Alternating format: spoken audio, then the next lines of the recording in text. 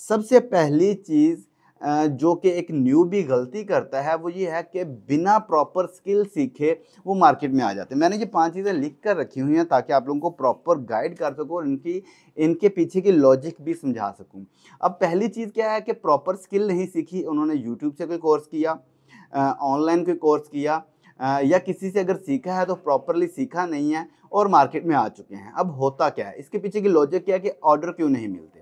अब for example एक client आया, अब जो बच्चा ऐसा होगा कि जिसने स्किल नहीं सीखी, जिसके पास प्रॉपर स्किल नहीं है, उसको हर टूल्स, हर एक्सटेंशंस, हर जो डायरेक्टरी का नहीं पता अपनी स्किल के रिलेटेड, अब उसे क्लाइंट क्यों अवॉइड करेगा और क्यों उसे वर्क नहीं देगा।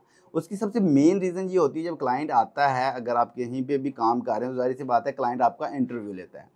जब क्लाइंट आपसे इंटरव्यू लेता है तो वो आपसे ये चाह रहा होता है या ये डिमांड कर रहा होता है कि यार ये बंदा मुझे सैटिस्फाइड करे इस वे में कि ये काम कर सकेगा, ठीक है? लेकिन न्यू फ्रीलांसर क्या करता है कि वो उसका सिर्फ यही जवाब होता है, yes I can do that, I will give you a logo, I will do your website SEO, I can design your WordPress website. लेकिन क्लाइंट क्या चाह रहा होता है? क्लाइंट ये चाह रहा होता है कि यार ये बंदा मुझे बताए कि अगर आप ये मेरी कि अगर क्लाइंट की ये बंदा फ्रीलांसर जो है कि क्लाइंट की अगर वेबसाइट बनाएगा तो कैसे बनाएगा? तो अगर न्यू भी ये काम करेगा या रिप्लाई करेगा क्लाइंट को, तो वो ये कहेगा कि yes I can do that, I will give you या I will design your website as per your requirement. लेकिन अगर कोई एक्सपर्ट पर्सन उस क्लाइंट को रिप्लाई करेगा या सेटिस्फाइड करने जाएगा, तो वो इसकी बनिस्बत क्लाइंट को ये कहने की बजाय कि आई कैन डू दैट, वो ये कहेगा कि यार मेरे पास इतनी थीम्स हैं, मेरे पास वर्डप्रेस का एक्सेस है, मेरे पास एलिमेंटर है, मेरे पास डीवी है, जिनके थ्रू मैं आपकी वेबसाइट को डिज़ाइन करूँगा। मेरे पास फलां-फलां प्लगइन्स हैं, जिन प्लगइन्स को यूज़ करते हुए मैं उसमें ये एनिमेशंस ऐड करूँगा और वो फिर उससे क्वेश्चन पूछेगा, आपको किस तरह की वेबसाइट चाहिए, आपके पास कोई सैंपल वेबसाइट है, आप उसमें क्या-क्या चीज़ें ऐड करना चाहते हैं, आप उसमें क्या-क्या फीचर्स ऐड करना चाहते हैं, आप वो स्टोर बनाना चाहते हैं, ई-कॉमर्स वेबसाइट है, आपकी ब्लॉग वेबसाइट है, तो वो हज़ारों क्वेश्चन उस क्लाइंट से करेगा, ठीक है? अब आपके माइंड में ये सवाल आ रहा होगा कि यार क्लाइंट अगर कंप्लीटली डिस्क्रिप्शन खुद से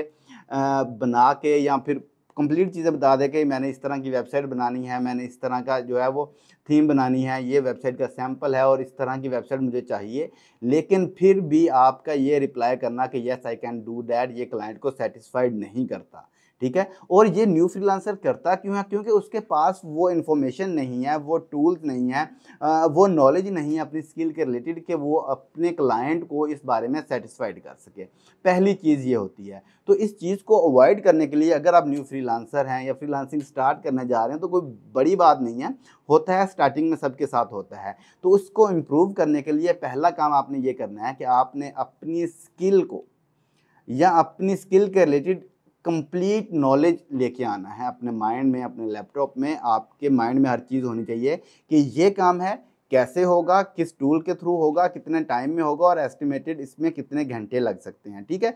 तब जाके जब आप क्लाइंट को पूरा सिनेरियो बताएंगे और समझाएंगे तो आपका क्लाइंट आपकी बात समझ जाएगा। तो पहली टिप, और जो फ्रीलांसर्स गलती करते हैं वो ये थी कि अपनी स्किल के रिलेटेड कंप्लीट नॉलेज नहीं होता और मार्केट में आ जाते हैं और क्लाइंट आते भी हैं तो उनको काम नहीं दे के जाते, जिसकी वजह ये है कि वो क्लाइंट को सैटिस्फाइड नहीं कर सकते।